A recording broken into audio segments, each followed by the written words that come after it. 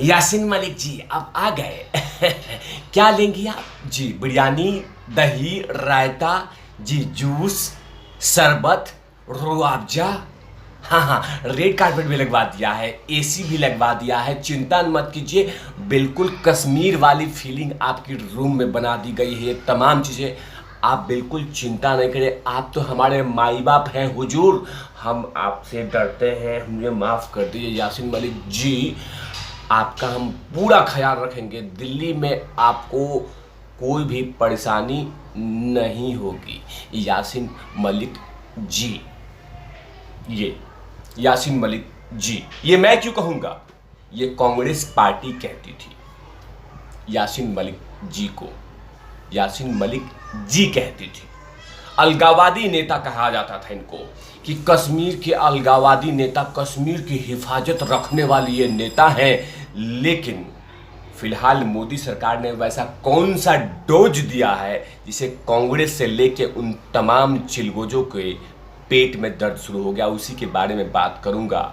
नमस्कार, आप देख रहे हैं तिवारी भैया, मैं हूं वेद प्रकाश। मैंने यासीन मलिक को जी नहीं कहा, ये मैंने सिर्फ एक कैरेक्टर दिखाया कि कांग्रेस पार्टी यासीन मलिक जैसे चिलगोजे अजगर के सामने कैसे लेट जाती थी।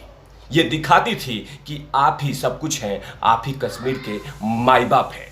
जब यासीन मलिक दिल्ली आता था तो उसके लिए कांग्रेस के बड़े बड़े पार्टी उसके कदमों में गिर जाते थे, तलवे चाटते थे कि यासीन मलिक जैसा कोई लीडर है ही नहीं। यासीन मलिक तो कश्मीर के ख्याल रखने का एक अच्छा वाला नेता है, इसका चेहरा कश्मीर के लोगों के लिए बेहतरी के लिए काम करता है। लेकिन जो कुछ इसने एनआईए कोर्ट के सामने जुर्म कबूल किए, उससे कांग्रेस की फंडा पता चलता है, कांग्रेस की सोच पता चलता है कि ऐसे ऐसे अजगरों को कांग्रेस ने कश्मीर में कैसे पाल रखे हैं। लगातार उसको खाना, उसको शिकार कौन पार्टी दे रही थी। लेकिन जैसे ही मोदी सरकार आई अपने सत्ता में, उसके बाद ऐसे अजगरों को तिहाड़ जेल में डाल दिया है, जिसके कारण अब धीरे धीरे पता चल रहा है कि ये सबसे बड़ा अजगर, इससे भी बड़े बड़े अजगर कश्मीर में पल रहे थे, जिसको मोदी सरकार ने तिहाड़ जेल में डाल रखा है। मोदी सरकार से लगातार ये सवाल पूछे जाते हैं कि मोदी जी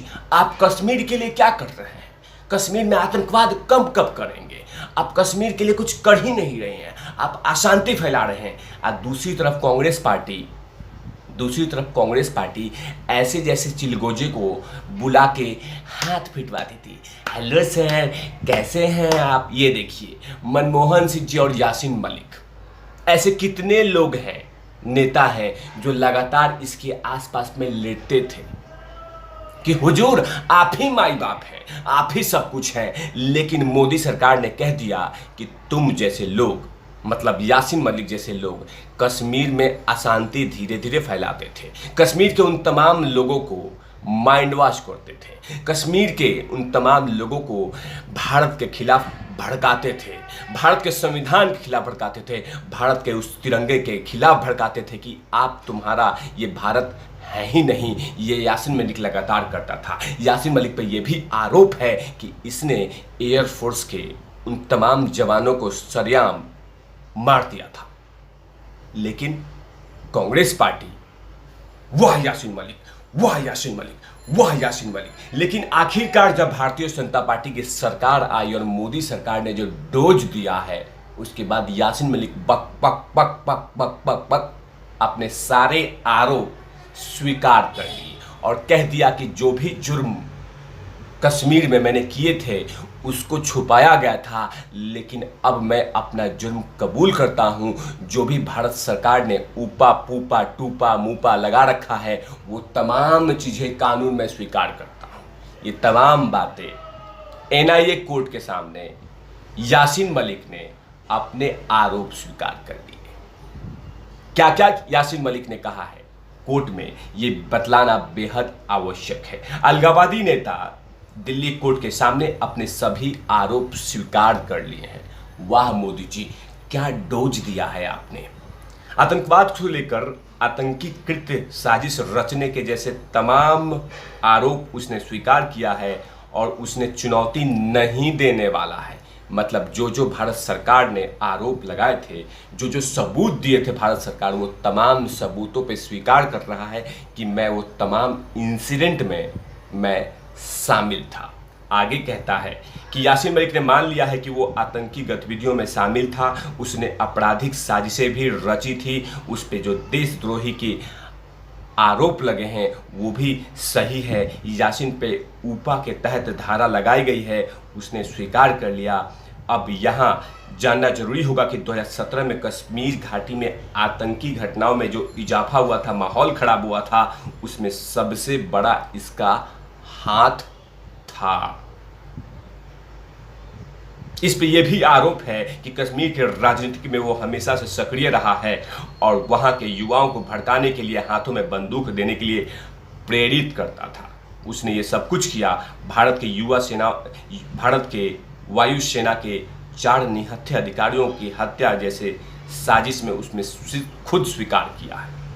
बचने की उम्मीद नहीं है, ऐसे में उसने सभी आरोप स्वीकार कर लिए हैं। अब वह कोई भी चुनौती नहीं देने वाला है। द कश्मीर फाइल्स में आपने देखा था कि सरेआम में बिट्टा कराटे पराटे जो भी था, ये अजगर ये सरेआम वायुसेना के अधिकारियों को छल्ली कर देता है। उस साजिश में इसका भी हाथ था, लेकिन इसको Congress party, UPA, United progressive alliance, इसकी अध्यक्षता थी सोनिया गांधी जी, उसमें बड़ा समर्थन मिलता था कि इसके जैसा शानदार नेता कहीं कोई है ही नहीं। लेकिन ये एक अजगर था जो लगातार कश्मीर के शांति को निगल रहा था, उन तमाम लोगों को निगल रहा था जो कश्मीर भारत को जोड़ना चाहते थे, जो कश्मीर को भारत के उन तमाम गतिविधियों से जोड़ना चाहते थे। उनका ये कनेक्शन ही काट देता था और अपने आप को ये दिखाता था कि मैं कश्मीर के उन तमाम लोगों का नेताओं हूँ जो कश्मीर को अलग करना चाहता हूँ, और अपने आप को यही कहता था कि कश्मीर का मैं वज़ीर आज़म बनूंगा, कश्मीर का मैं ये करूंगा, कश्मीर का वो करूंगा। लेकिन मोदी सरकार ने ऐसे डोज दिए हैं जिससे अब कांग्रेस सरकार को भी आईना दिखा दिया होगा कि मोदी सरकार कहीं पे भी कांग्रेस से पीछे नहीं है और कश्मीर के मामले में मोदी सरकार की कोई भी कॉम्प्रोमाइज करेगी। अगर कश्मीर के खिलाफ कोई साजिश रची जाएगी तो याद रहे ये मोदी सरकार है, कहीं पे भी कोई कॉम्प्रोमाइज नहीं करेगी, डोज देने में कमी नहीं करेगी। तभी तो यासीन मलिक जैसे अजगर को अपने कुतुर्ग, अपने पाप, अपने आरोप स्वीकार करने के लिए मजबूर कर दिया, क्योंकि उस समय यूपीए के सरकार में इनको तो ख्याल और रखने के लिए बाकायदा रेड कारपेट, एसी और कश्मीर वाली फीलिंग इनके रूम में दिए जाते थे दिल्ली में। लेकिन मोदी सरकार ने कहा कि माफ कीजिएगा, मैं मोदी सरकार हूं और 56 इंच का सीना वाला कश्मीर के खिलाफ साजिश रचने वाले उन तमाम अजगरों को मैं जेल में डाल दूंगा।